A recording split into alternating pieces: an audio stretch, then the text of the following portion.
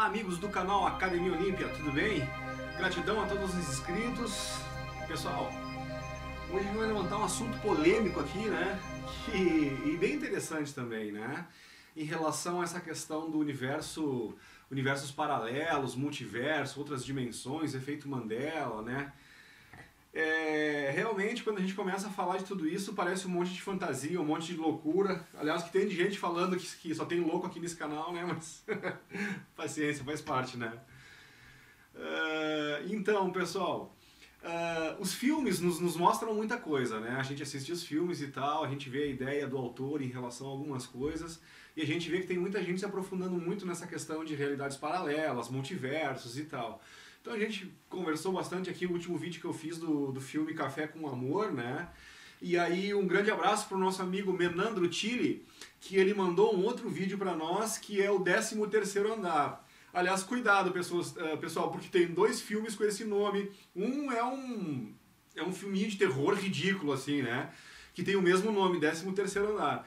Aliás, o próprio Menandro, por engano, ele mandou primeiro aquele link, eu comecei a assistir, né? E eu disse, não, mas não pode ter alguma coisa a ver. Daqui a pouco ele tá se desculpando, não, mandei o link errado e tal. E daí ele mandou o link certo depois desse filme do 13º Andar. E aí sim, um filme interessantíssimo, gente. Então eu recomendo para vocês, né, o 13º Andar, e sobre aquele caso que digamos que é um cientista da informática, a gente pode dizer assim, né? Que através dos programas de computador e tal, eles conseguem criar um universo digital, digamos assim. Com os avatares, eles usam a eles próprios como personagem desse mundo que eles criam, só que daqui a pouco eles conseguem, através de uma tecnologia, da mesma forma que o Avatar, que o filme Avatar, eles conseguem se projetar para dentro daquela realidade lá. E aí as coisas acontecem nessa realidade, e no final do filme o mais interessante é que eles descobrem que eles são uma holografia dentro de uma outra holografia. Então soa com muita doideira realmente, né? Agora, para nós começarmos a entender um pouco disso e a gente pensar, se a gente fizer um exercício de lógica e de raciocínio, a gente vê que tem coisas aí que não são tão malucas assim, né? Com um simples exercício de pensamento. Por exemplo, quando a gente pensa na evolução dos games, tá? Né? Antigamente nós tínhamos telejogo, começou com telejogo, depois Atari, Odyssey, né? Lá, tô falando de 30 anos atrás, né? A gente depois aí foi evoluindo, aí vieram os Xbox, hoje tem os Xbox e tal, e aí óculos 3D e parará, e cada vez o que eles estão fazendo? Eles estão fazendo um universo de games, de jogos, assim, cada vez mais real. Então eu vi uma entrevista onde um cara que fala desse tipo de coisa, ele falou uma coisa que é fácil de nós estimularmos a nossa imaginação e entendermos aonde isso poderia chegar. Né? Ele diz assim, ó, independente de tempo, vamos tirar o tempo da questão, vamos pensar na evolução, porque sempre eles vão fazer né, se o objetivo é botar o cara mais dentro da realidade desses jogos virtuais, né, o objetivo deles é sempre evoluir, fazer uma coisa mais semelhante com a realidade, mais semelhante com a realidade, mais semelhante com a realidade. Então não importa quanto tempo, 10, 20, 30, 100 anos, não importa. Vai chegar um ponto, esse o detalhe que a gente tem que se ater aqui, ó. Vai chegar um ponto, né, que vai evoluindo, e, de novo, independente de tempo, mas chega um ponto que a gente talvez não distinga mais o que é real do que é fictício do jogo. Tamanha a evolução, tamanha a capacidade de criando esse universo, né, a princípio digital, né, dentro de um computador cada vez mais real.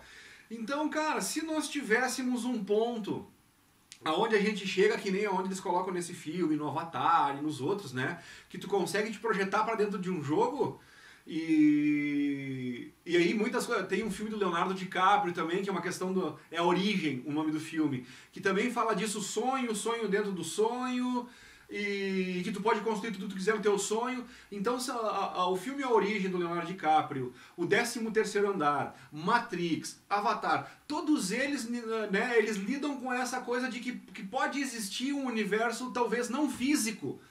O que a gente quer dizer com não físico talvez não seja real. E talvez dentro do que a gente está, digamos assim, programados, talvez a gente interprete a nossa vida, a nossa realidade como física, mas quando a gente vê, de novo, o experimento da dupla fenda, o que é físico? É físico porque está sendo observado? né? Porque lá determina que é o observador que vai determinar se o elétron é onda ou é matéria. Então, cara, realmente a gente começa a pensar em tudo isso, né? A gente vê que não é mais tão fantasia ou tão loucura. Então assim, ó, Luciano, tá, mas para aí. Tu falou, nós estamos em 2019, tu falou que independente do tempo, em algum momento nós evoluiríamos, né? Mas olha nossos games, né? Como estão aí, a gente ainda tá muito longe, embora tenha esse óculos que tu coloca e coisa e tal, e tu se vê dentro do ambiente, coisa e tal. Ainda estamos muito dentro de confundir um jogo desses com a realidade. Perfeito. Agora vamos fazer um outro raciocínio. Em relação a raças, né, que estão evidentes, que existiram raças antes do que a nossa, e outra coisa que está evidente é que existe vida lá fora. Outra coisa que está evidente é que essa vida que existe lá fora é muito mais antiga que essa que nós vivemos aqui, né? Nós estamos falando de íons, éons, melhor dizendo, não íons, éons, né? Eu nem saberia dizer quantos milhares de anos é um éon, mas ou seja, é muito tempo, gente, muito tempo. Agora, então, vamos imaginar uma comunidade, okay, um povo que viva aí há milênios a mais do que nós. Que grau de tecnologia eles teriam avançado? Para nós fazer um exercício e imaginar isso, é só a gente imaginar o nosso nível de evolução que a gente tem. Por exemplo, pega o nível de evolução dos nossos últimos 10 anos ou 20 anos.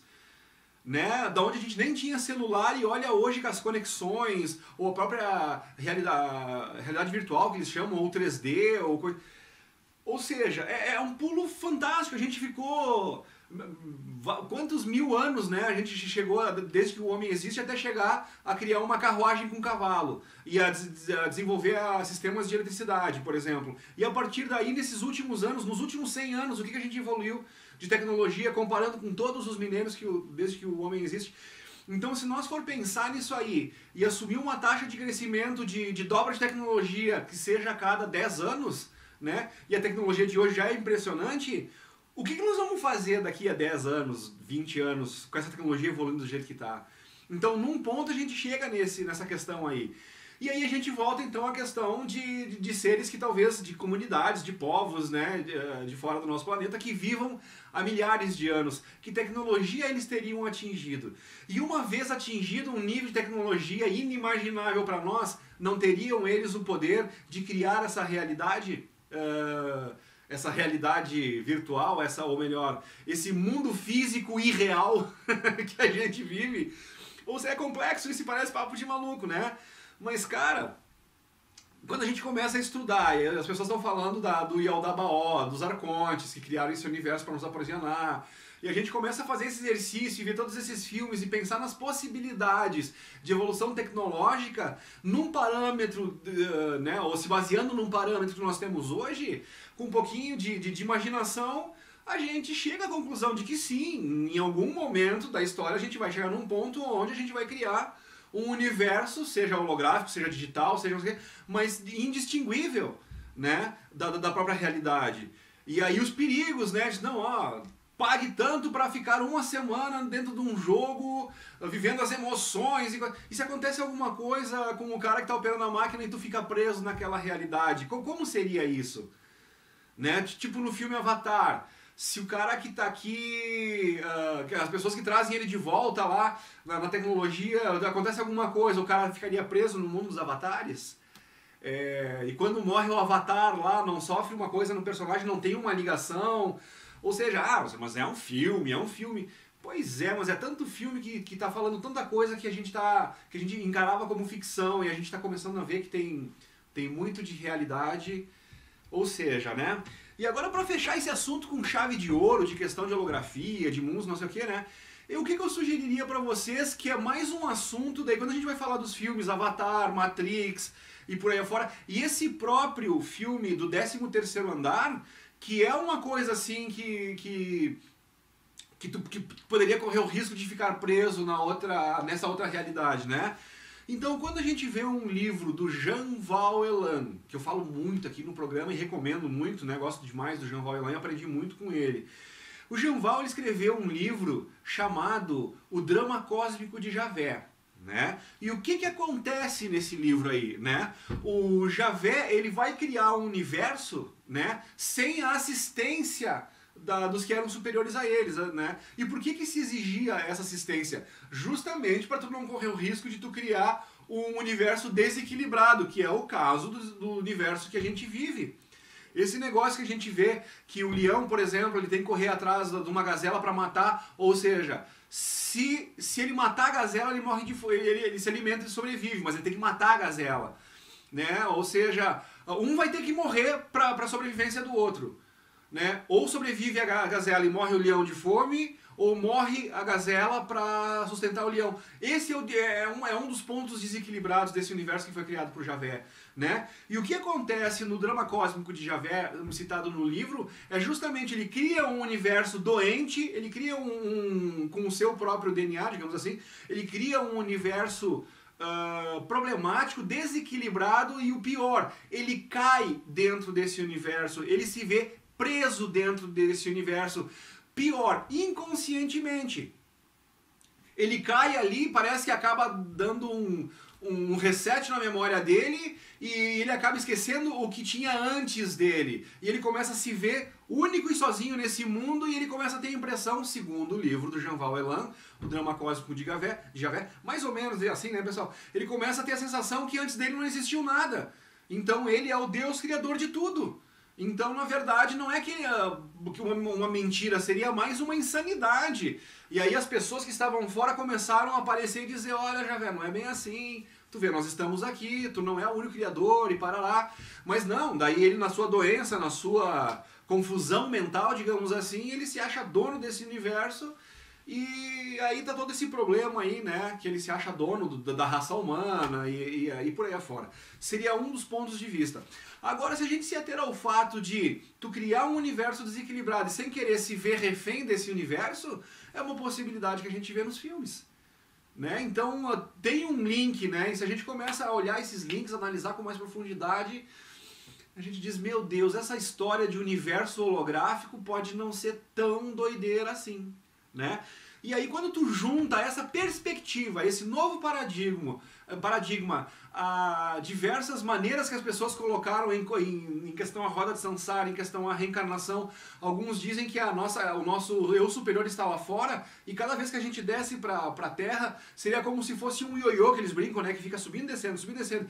E cada vez que a gente desce aqui para esse mundo, a gente absorve todas as emoções, né, que a gente sente, coisa e tal, a gente aprende, a gente se desenvolve com tudo isso que acontece aqui e levaríamos essa bagagem para cima com um tipo de aprendizado. Então, a cada mergulho que eu faço nessa dimensão é uma oportunidade de aprendizado que tu volta.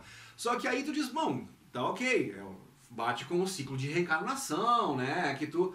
E aí vem aquela coisa, pô, mas reencarnação não é? E daí quando a gente pensa que isso pode ser usado de duas formas, segundo até a Mônica de Medeiros, ela fala, né, que a gente estaria com nossos corpos em estado de criogenia, né, onde a gente fica lá parado, sendo alimentado fisicamente, e o que a gente está fazendo aqui são só projeções da nossa mente que levam essas emoções para esse corpo em estado criogênico.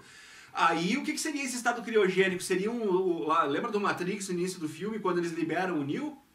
Né? O personagem do Keanu Reeves lá. Então né, que eles estariam cheios de conexões, assim, né? Coisas grudadas no corpinho lá, coisa e tal. A mente é projetada para essa Matrix. E tudo que o corpo sente, né, ele transmite para lá e isso serve como uma bateria. E se nós for olhar... esse ponto de vista é exatamente o que fala sobre os arcontes, né? Os cátaros, os gnósticos, enfim, falavam dos arcontes. Os cátaros eram, a gente pode dizer, os descendentes dos gnósticos, né? O último reduto dos cátaros existentes que tem registro foi na França, né? Lá em 1400, mais ou menos 400 anos depois que foi feita a Bíblia, a Vulgata, coisa e tal, né? Os gnósticos começaram a ser perseguidos, aí um grupo conseguiu se refugiar no sul da França, na montanha dos Pirineus, né?